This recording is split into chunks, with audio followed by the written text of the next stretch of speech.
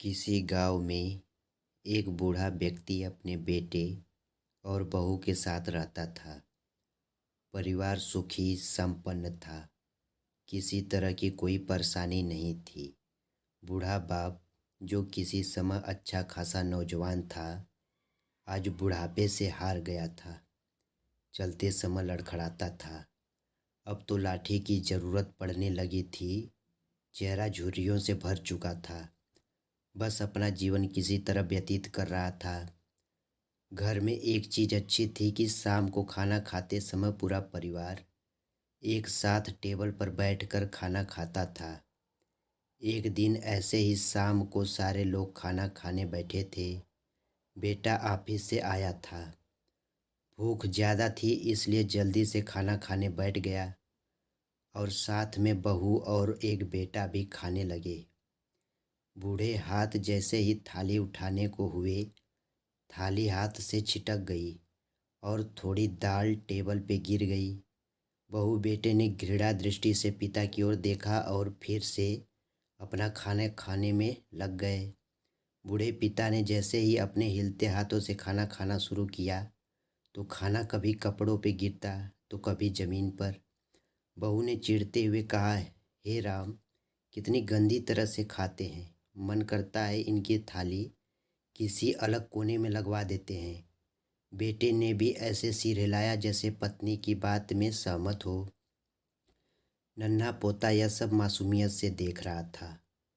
अगले दिन पिता की थाली उस टेबल से हटाकर एक कोने में लगवा दी गई। पिता की डबडबाती आंखें सब कुछ देखते हुए भी कुछ बोल नहीं पा रही थी। बूढ़ा पिता रोज की तरह खाना खाने लगा। खाना कभी इधर गिरता कभी उधर। छोटा बच्चा अपना खाना छोड़कर लगातार अपने दादा की तरफ देख रहा था। माँ ने पूछा, क्या हुआ बेटे, तुम दादाजी की तरफ क्या देख रहे हो और खाना क्यों नहीं खा रहे? बच्चा बड़ी मासूमियत से बोला, माँ, मैं सीख रहा हूँ कि वृद्धों के साथ कैसा व्यवहार करना चाहिए। जब मैं बड़ा हो जाऊँगा और आप लोग बूढ़े हो जाओगे तो मैं भी आपको इसी तरह कोने में खाना खिलाया करूँगा। बच्चे के मुंह से ऐसा सुनते ही बेटे और बहू दोनों काँप उठे। शायद बच्चे की बात उनके मन में बैठ गई थी, क्योंकि बच्चे ने मासूमियत के साथ एक बहुत बड़ा सबक दोनों लोगों को दिया था। बेटे ने जल्दी से आगे बढ़कर पिता को उठाया और वापस टेबल पे खाने के लिए बिठाया, और बहू भी भागकर पानी का गिलास लेकर आई कि पिताजी को कोई तकलीफ ना हो।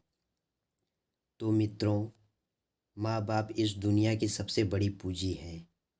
आप समाज में कितना भी इज्जत कमा लें या कितना भी धन इकट्ठा कर लें, लेकिन माँ बाप से बड़ा धन इस दुनिया में कोई नहीं है।